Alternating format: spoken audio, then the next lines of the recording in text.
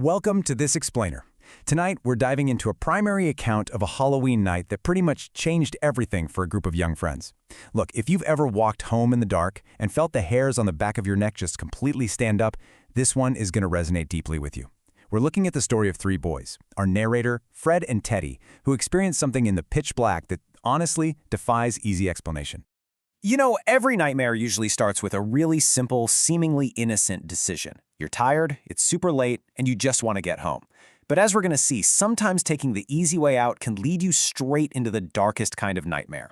This one single choice, to take a shortcut, is the exact pivot point where a fun holiday transformed into absolute horror. I want you to just picture this for a second. You're standing under a flickering street lamp, you're peering into this impenetrable wall of fog, and suddenly, the dead silence is ripped apart by the desperate, blood-curdling scream of your missing friend. To understand how they ended up in the dark, we have to retrace their steps. Part 1. The Midnight Decision. So it all started the way Halloween always does, right? With an innocent quest to stay out late and rake in as much candy as humanly possible. And trick-or-treating went much later back then. But as the clock ticked closer and closer toward midnight, the neighborhood houses went dark, and this incredibly thick, blinding Rivertown fog rolled in. We're not just talking about a light mist here, it was a literal wall that swallowed the road ahead. By midnight, they officially threw in the towel. And here's where the dilemma kicks in. They face this agonizing choice. Do they take the long, dimly lit road home, or do they take the ultimate shortcut, a straight concrete path right through a local graveyard? The safe road was a long, cold trek, lit by just a few old streetlights. But the cemetery? That meant plunging directly into the pitch black. Against their better judgment, the desire to just get out of the freezing cold won out. Which brings us to part 2, Shadows in the Fog. Literally, the moment they passed through the heavy iron gates, the whole atmosphere just shifted. They tried to sprint to get it over with, but exhaustion quickly forced them to a walk. Their chests were heaving, it was dead quiet. The dim streetlights were miles off in the distance, totally swallowed by the fog. Their only source of light was the moon and one single cheap flashlight. The narrator mentioned feeling this heavy, suffocating sensation of being watched just creeping up his spine. But not wanting to look like a chicken in front of his buddies, he kept his mouth completely shut. So Teddy flashes his little light at these quick-moving shadows darting between the headstones. But there's nothing there, just empty space. Their ears, however, weren't lying to them. The unmistakable crunching and shuffling of dry October leaves basically confirmed their absolute worst fear. Something was moving out there in the dark with them. Adrenaline absolutely surges. Assuming it's a bunch of older kids hunting them in the fog to steal their candy, they just abandon their walking pace entirely. They broke into a desperate, blinding sprint, just tearing through the fog down the rest of the concrete path toward the cemetery exit. Part 3. The Missing Friend. They finally burst out of that fog and into the halo of a street lamp. The narrator looks over at Fred expecting a shared sigh of relief, right? But instead, a terrifying realization washes over them. Teddy wasn't there. In their blind, sheer panic, they had completely outrun him.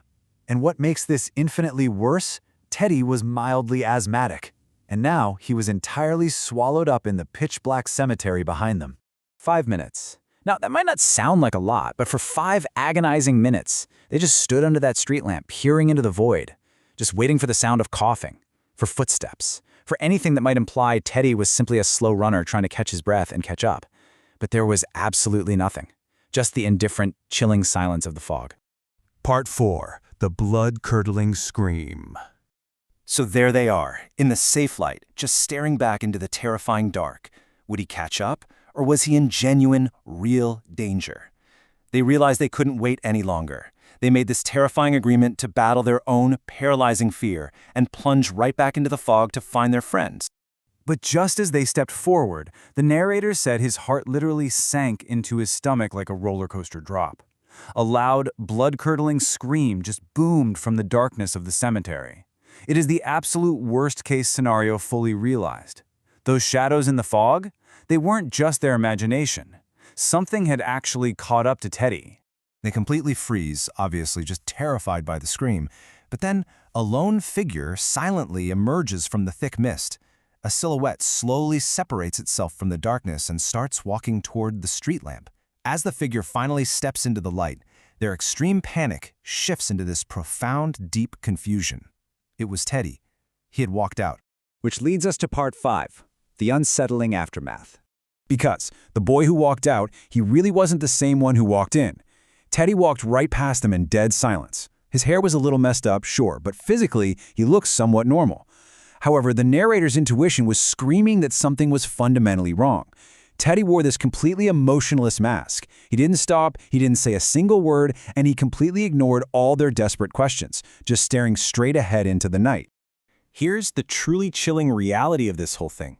Teddy just vanished from their lives. The next day, he totally refused to hang out, or the day after that. Because he was homeschooled, he became completely isolated. He never really left his house again, so even just bumping into him at the local store was impossible. Months passed in silence until, completely abruptly, his family packed up and moved away. And today, he has absolutely zero social media presence. He is, for all intents and purposes, a ghost. And so, we're left with this profoundly disturbing mystery. An isolated boy, a terrifying scream in the foggy night, and a complete, total erasure from society. So, the next time you consider taking a dark shortcut just to save yourself a few minutes of walking, ask yourself, where is Teddy now? And what exactly caught up to him in the cemetery that night?